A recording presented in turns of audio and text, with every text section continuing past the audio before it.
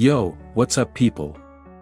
This is DJ Royal D, back with another DJ tutorial for you all.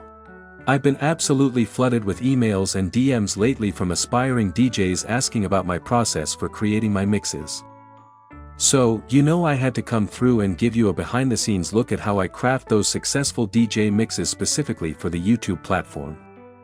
This is a deep dive, guys, a real journey.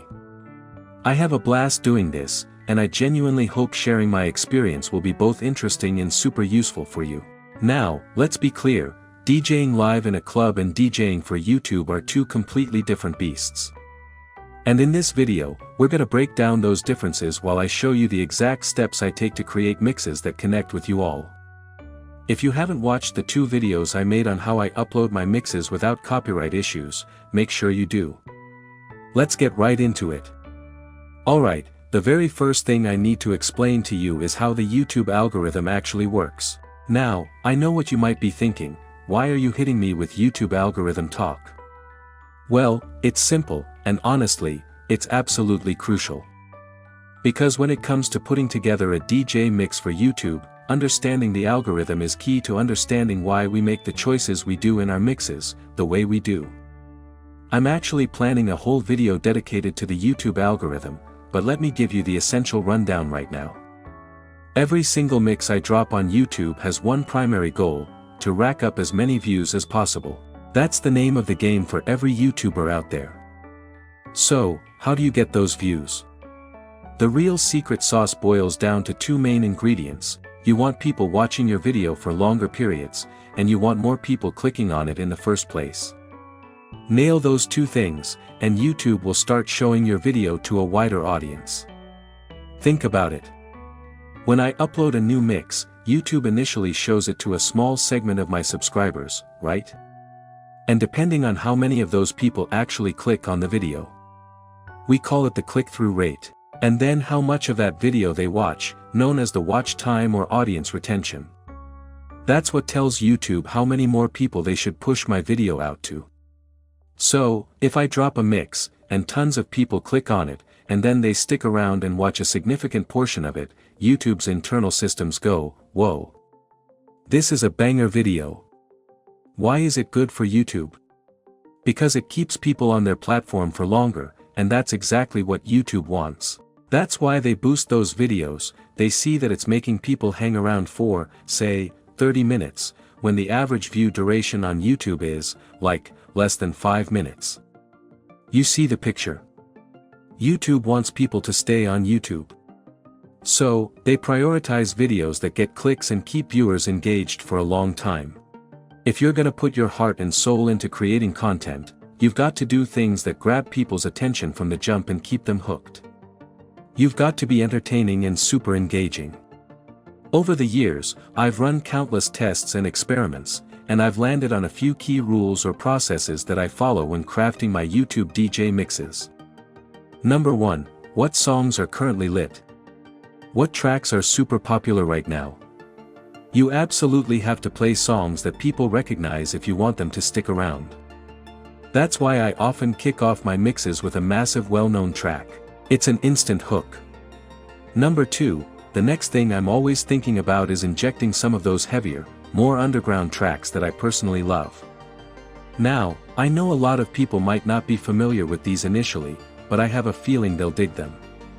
So, the second rule is this: when I blend or mash up a popular song with one of these heavier tracks I'm feeling, I make sure to transition back to another popular and recognizable song relatively quickly. This keeps the energy up and caters to a wider audience. Trust me, a lot of big-name DJs use similar techniques. Pay attention when you watch their sets, and you'll start to notice this kind of structure. Number 3, this is where we start diving into the more technical DJing aspects. We look at the regular stuff. What's the BPM, beats per minute, of the track? What's the key of the track? I always aim to keep my selections within a similar BPM range and, crucially, within compatible musical keys. And speaking of keys, in the very near future, I'm going to be dropping a dedicated video explaining key mixing in detail. You might know it as MIK mix in key, or harmonic mixing. So, make sure you hit that subscribe button and ring that notification bell so you don't miss out on those future uploads. Now, here's an important point: sometimes you can blend songs that are technically in the same BPM and key, and it just doesn't sound right. So, rule number 4, and this is non-negotiable: always use your ears. Your ears are your best tools as a DJ. Number 5, arrange the mix. This might sound obvious, but take the time to actually decide on the order you want to play your tracks. Think about the flow, the energy buildups, and the drops. Number 6, the next thing I heavily consider when I've got my track list sorted is the transitions. Don't feel like you always have to do a standard beat match for every single transition. Get creative. Experiment with other techniques like drop swaps, looping a cool section of a track, blending the vocals of 2 different songs together. Get inventive. Alright, so you've done your homework, you've selected your tracks, you've planned your transitions, you've got your BPMs and keys locked in. What's the next crucial step? It's time to actually record your mix. This is where the magic truly gets captured. You're going to need to use either recording software or dedicated hardware to document your performance. Now, the specific tools you use will depend on your setup. If you're creating your mix entirely within mixing software like Ableton Live, Serato DJ Pro, which has built-in recording, Traktor Pro, or even more production-focused like Sony Acid or Vegas, the process is a little different. In these cases, you'll essentially be performing and arranging your mix directly within the software timeline.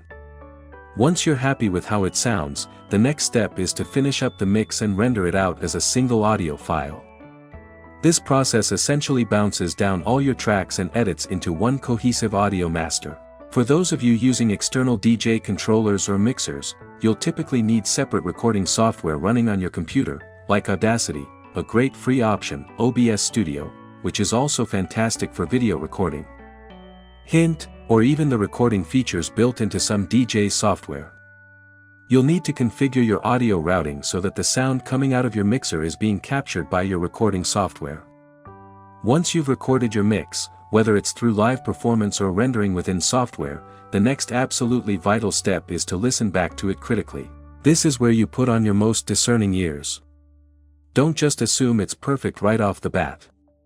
Listen for any awkward transitions, any volume imbalances between tracks, any moments where the energy dips unexpectedly, or even any technical glitches you might have missed during your performance. This is your chance to make any necessary adjustments. If you're working within software, this might involve tweaking levels, tightening up transitions, or even re-recording sections if needed. If you recorded a live performance, you might not be able to make surgical edits, but you can definitely learn from the listen back and make notes for your next recording session, or edit on the production softwares. Think of this listening phase as your quality control. It's what separates a good mix from a truly polished and professional sounding one. Take your time with this step. Listen in different environments, maybe even on different sets of speakers or headphones, to get a well-rounded perspective. So, recording your mix and then meticulously listening back for improvements is a non-negotiable part of the process. It's how you refine your craft and ensure you're putting out the best possible audio for your YouTube audience. Remember, guys, this isn't a quick slapdash process. I'm not here to BS you. I'm here to show you the actual work that goes into creating those successful mixes you see on my channel. These mixes that you really love and connect with are often quite intricate to put together. You have to dedicate time and effort to each step of the preparation. And that's pretty much the core of it. I literally take each song, figure out what's in a similar BPM range, what's within a compatible key, do I personally like it? Is it popular enough to grab attention? What creative things can I do on top of it with transitions and effects? And that, in a nutshell, is the process I go through for every single YouTube DJ mix I create. Hopefully, you learned a thing or two from this video. And hopefully, you're not feeling overwhelmed by me telling you that this all takes planning and practice. But always remember this: a good DJ, whether you're rocking a live crowd or crafting a mix for YouTube, is all about preparation. Alright, now that you've got your mix recorded and sounding tight, what's next? Well, that's where things get even more interesting with the visual side of things for YouTube. Stay tuned for the next part, in the next episode, where we'll dive into how to make your DJ mix visually engaging. Alright, fam. That's it for this tutorial. I'll catch you in my next video. Until then, keep those decks spinning and keep creating. Peace.